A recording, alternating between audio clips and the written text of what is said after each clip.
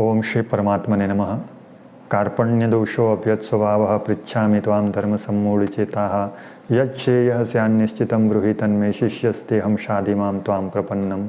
श्री कृष्ण अर्पणमस्तु।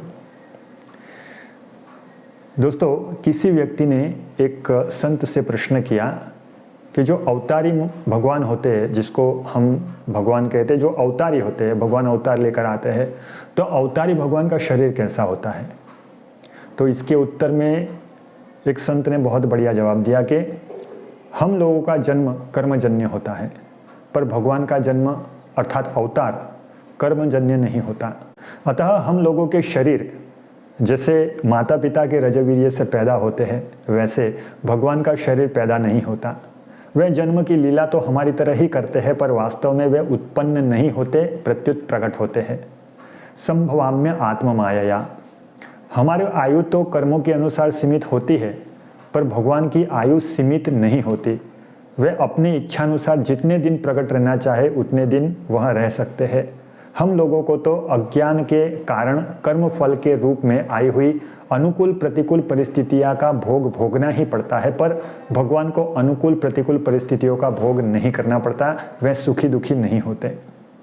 हम लोगों का शरीर 5 भौतिक होता है, पर भगवान का अवतारी शरीर 5 भौतिक नहीं होता, प्रत्युत सच्चिदानंदमय होता है। सत से भगवान का अवतारी शरीर बनता है और चित्त से उनके शरीर में प्रकाश होता है और आनंद से उनके शरीर में आकर्षण होता है। वह शरीर भगवान को मानने वाले न मानने वाले आदि सभी को स्वतः प्रिय लगता है। अतः भगवान का शरीर हम लोगों के शरीर की तरह हड्डी मांस रुधिर आदि का नहीं होता, परंतु अवतार की लीला के समय वे अपने चिन्मय शरीर को 5 भौतिक शरीर की तरह दिखा देते हैं।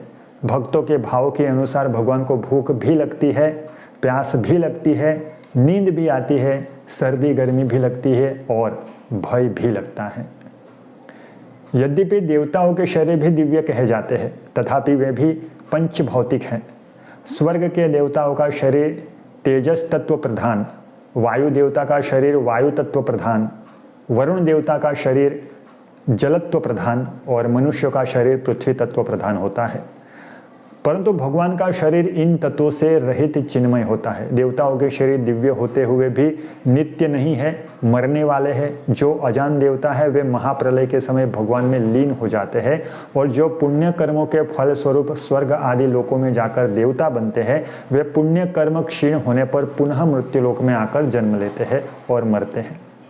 भगवान को पाप पुण्य नहीं लगते, उनको किसी का शाप भी नहीं लगता, पर शाप की मर्यादा रखने के लिए वे शाप को स्वीकार कर लेते हैं।